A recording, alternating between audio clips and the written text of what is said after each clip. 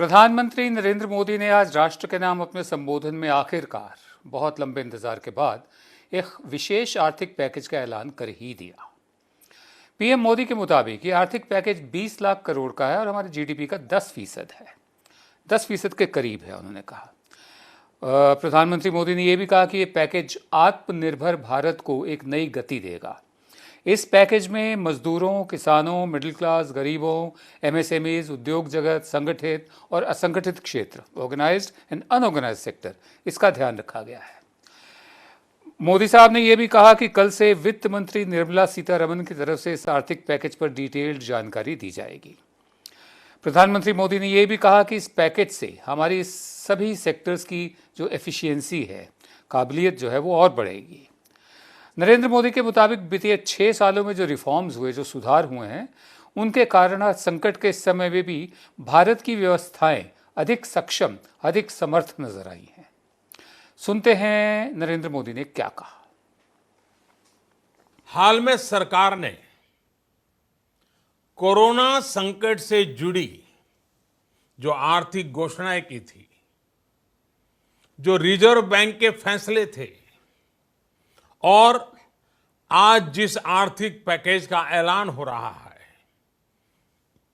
उसे जोड़ दें तो ये करीब करीब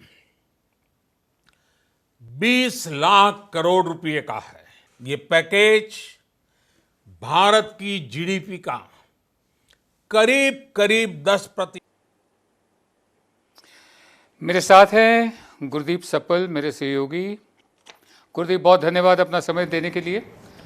मैं इसे 2 स्तर पर देख रहा हूं कि एक तो ये नीतिगत फैसला है, पॉलिसी डिसीजन है जिसका ऐलान प्रधानमंत्री ने किया। दूसरे, ये एक प्रोमो भी है कि मतलब मैं आपको ये बता रहा हूं, डिटेल्स कल से निर्मला सीतारमण देंगी।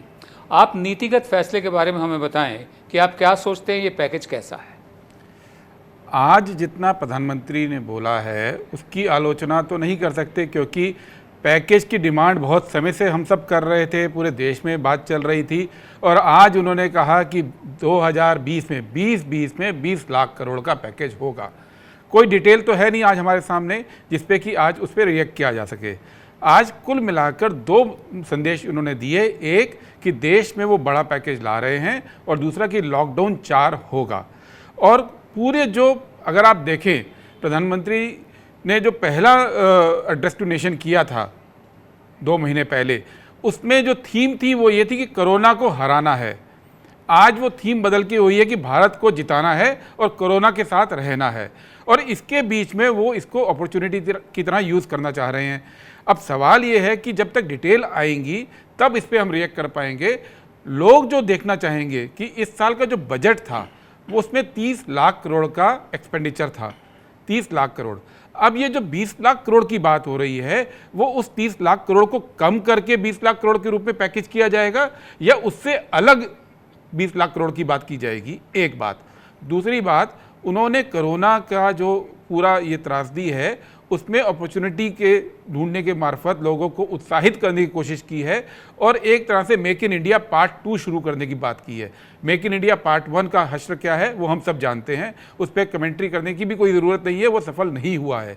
अब मेक इन इंडिया पार्ट 2, जिसमें कि लिक्विडिटी की वो बात कर रहे हैं, जिसमें कि वो कानून बदलने की बात कर रहे हैं, जिसमें लेबर रिफॉर्म्स की बात कर रहे हैं, तो ये जो लैंड लॉस चेंज करने की बात कर रहे हैं, इस पर मेक इन इंडिया की बात, जी मेक इन इंडिया की बात मैं बाद में करूंगा। पहले इस पैकेज पर जो आप जैसे कह रहे हैं, इसमें आपने एक गौर किया कि माइग्रेंट लेबर्स जो हैं, प्रवासी भारतीय जो हमारे मजदूर हैं, प्रवासी मजदूर लाखों की तादाद में जो शहर छोड़कर जा रहे हैं, उनके बारे में लिप सर्विस तक नहीं थी, जिक्र तक नहीं था। सिर्फ इतना कहा कि वो बहुत बड़ा त्याग कर रहे हैं, बलिदान कर रहे हैं। क्या आपने गौर किया इस बात पे? नहीं, ये सबने किया है और उनकी एक स्टाइल है बोलने की जिसमें वो एक बात को छू कर निकलते हैं, जिस बात में थोड़ा बहुत भी उनको एक डिस्कम्फर्ट रहता है। और उन्होंने एक सपना बेचा, उन मजदूरों को भी सपना बेचा कि जितना भी दिक्कत में वो रहे हों, लेकिन अब जो देश बनाने जा रहे हैं उसमें आत्मनिर्भर होगा और भारत पूरी दुनिया के लिए मिसाल बनेगा। अब सवाल है ये शब्दों के जाल बुनने में और शब्दों की माया रचने में, तो उनका जवाब है ही नहीं। डिटेल जो सामने आएगी उसमें देखना है, क्योंकि उन्होंने जो आज बात की उसके सीधे सीधे दो मतलब हैं, एक डिमांड बढ़ाना और दूसरा इन्वेस्टमेंट बढ़ाना। अब 20 लाख करोड़ में कितना लोगों के हाथ में सीधे पैसा आएगा और कितना कंपनियों को और बाकी रिफॉर्म्स में जाएगा जिससे कि उनका एक इन्वेस्टमेंट देश में बढ़े, ये डिटेल्स अब जब आएंगी तब उस पर बात कर पाएंगे। लेकिन एक बात सच है, अगर पूरा इन्वेस्टमेंट सिर्फ कॉरपोरेट सेक्टर, लेबर लॉस को हटाने के लिए और जितने भी लैंड रिफॉर्म्स को जो पीछे कुछ सालों से करना चाह रहे थे वो करने के लिए अगर यूज़ होगा और लोगों के हाथ में सीधा पैसा नहीं आएगा, तो जो खुद प्रधानमंत्री कह रहे हैं कि एक जो लक्ष्य है वो डिमांड बढ़ाना है, वो डिमांड बढ़ाने के लिए वक्त नहीं है। पूरा देश 2 महीने से रुका है और इमीडिएट डिमांड बढ़ाने के लिए लोगों के हाथ में कितना पैसा देंगे ये आने वाले दिनों में अब हम सब देखेंगे। जी जी, इसलिए मैंने कहा कि आज दो बातें हुई हैं। एक तो पहला ये कि एक पॉलिसी डिसीजन अनाउंस हुआ है, दूसरा ये प्रोमो भी था, डिटेल्स बाद में आएंगी। हम आगे बढ़ते हैं। 17 मई को तीसरा लॉकडाउन खत्म हो रहा है, लेकिन प्रधानमंत्री मोदी ने साफ कर दिया कि लॉकडाउन आगे बढ़ाया जाएगा। लॉकडाउन के मुद्दे पर नरेंद्र मोदी ने कहा कि चौथा लॉकडाउन अलग होगा, इस लॉकडाउन का रंग रूप अलग होगा। उन्होंने ये भी कहा कि चौथे लॉकडाउन की जानकारी 18 मई से पहले दी जाएगी। आपको हम बता दें कि सोमवार को मुख्यमंत्रियों के साथ बैठक के दौरान बिहार, पश्चिम बंगाल, महाराष्ट्र, पंजाब, तेलंगाना जैसे राज्यों ने लॉकडाउन बढ़ाए जाने की मांग की थी। सुनते हैं लॉकडाउन पर प्रधानमंत्री का क्या कहना था। लॉकडाउन का चौथा चरण, लॉकडाउन 4, पूरी तरह नए रंग रूप वाला होगा, नए नियमों वाला होगा। राज्यों से हमें जो सुझाव मिल रहे हैं उनके आधार पर लॉकडाउन 4, इससे जुड़ी जानकारी भी आपको 18 मई से पहले दी जाएगी। गुरदीप, मेरा दूसरा सवाल आपसे ये है, लॉकडाउन के बारे में जो प्रधानमंत्री ने कहा, आपको क्या संकेत मिलते हैं? पहली बात तो किस तरह के संकेत है उनका ये कहने में कि नया रंग रूप होगा, नया सब कुछ होगा, और क्या इसका मतलब ये है कि पिछले 3 लॉकडाउन जो हैं वो कोरोना वायरस की चेन तोड़ने में मतलब कामयाब नहीं हुए हैं? बिल्कुल कामयाब नहीं हुए हैं। जब पहली बार लॉकडाउन हुआ था तो करीब 500 केस थे और 51 जिलों में थे। आज केस 70,000 क्रॉस कर चुके हैं और 550 जिलों में है। आज ही उत्तराखंड के सीएम ने कल बयान दिया था शाम को, जहां पे अभी 70 केस भी नहीं हुए, 68 केस हैं। उनका कहना है कि हमारे यहाँ 25,000 केस तक हो सकते हैं। तो अलग अलग राज्य सरकारों का और भारत सरकार का ये आकलन है कि केस बढ़ेंगे।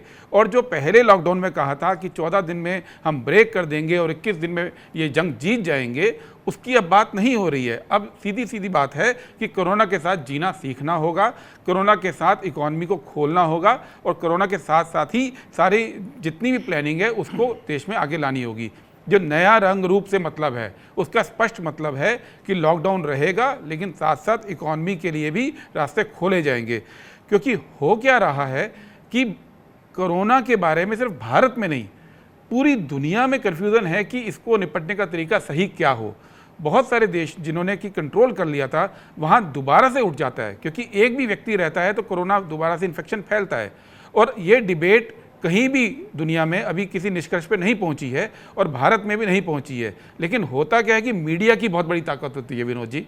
अगर आपको याद है कि जब चाइना में 70,000 केस हुए थे तो पूरी दुनिया में मीडिया दिखा रहा था कि सड़कों पे लोग गिर रहे हैं, और उससे जो खौफ फैला था वो पूरी दुनिया में लॉकडाउन आया, भारत में भी आया।